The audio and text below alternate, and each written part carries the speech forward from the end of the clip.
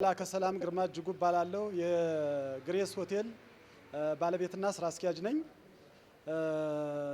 የኢትዮጵያ ሕዝቦች አጠቃላይ የኢትዮጵያ ሕዝብ ነው ጥሪ ማደርገው። ጥር 23 የኛነታችን መገለጫ የሆነው የፈረስ ማህበር ይከበራል።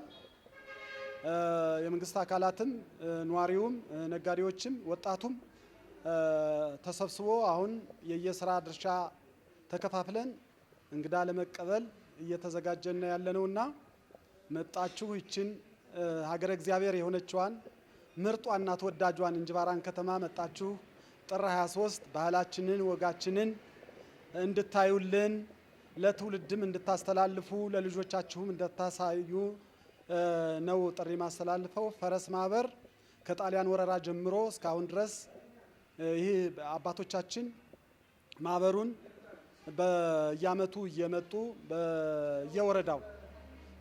በየወረዳው እያከበሩ ነው ያቆዩት። አሁን ግን ባህልና ቱሪዝም ባለቤት ሆኖ መንግስትም ትኩረት አድርጎ ባለፈው አመት የሚኒስትሮች ምክር ቤት እና በሚኒስቴር ደረጃ ያሉ ሁሉ መጠው አክብረው ደስተኛ ሆነው ሄደዋል። ዘንድሮም ደግሞ በተዋረድ ሁሉም የኢትዮጵያ ሕዝብ መጣችሁ ከተማዋ የመጣውን እንግዳ ሁሉ ለማስተናገድ ዝግጅቷን ጨርሳለችና መጣችሁ ይህን ውብ የሆነውን ባህላችንን እንድታዩልን ባለቤት እንድትሆኑ በአክብሮት ጥሬን አከብራለሁ።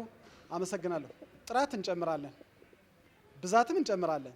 በዋጋ ደረጃ እንዲያውም እንግዳው መጥቶ የራሱ ቤት መስሎት እስኪሄድ ድረስ እናገለግላለን እንጂ ዋጋ ጭማሪ በፍጹም በአገው ባህል የተከለከለ ነው። አሁንም ደግሞ የበለጠ ውበቷን ለመግለጽ አዲሱን ቀሚሷን ለመልበስ ሙሽራ ለመሆን እየተዘጋጀች ነው ያለችው እና የጠቅላይ ሚኒስትራችን ኢኒሼቲቭ ተቀብላ ኮሪደር ልማት እያለማች ነው ያለችው። ምርጥ ለመሆን ደግሞ የበለጠ ውበቷን ለመግለጽ እየተዘጋጀች ነው ያላችሁና እንጅባራ እና አካባቢዋ ባለሀብቶች፣ ባለስልጣኖች፣ በምርምር ላይ ያላችሁ ምሁራን መጣችሁ ይችን ከተማ በውስጧ ያሏትን ማዕድኗን ሀብቷን እና የቱሪዝም ንብረቷን ሁሉ አይታችሁ ጥር 23 ለምርምር እንዲመቻችሁ መጣችሁ አገራችሁን አልሙ። ነጋዴዎች ደግሞ መጣችሁ ኢንቨስት አድርጉ። እኛ እንቀበላለን። አልሚ ባለሀብቶች በቋንቋ በባህል አንገድብም። እንግዳ ተቀባይ ነን። መጣችሁ ክፍት የስራ ቦታ አለ።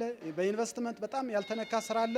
መጣችሁ እኛ ጋር በጋራ ሆነን ሰርተን አገራችን እናበልጽግላለሁ። አመሰግናለሁ።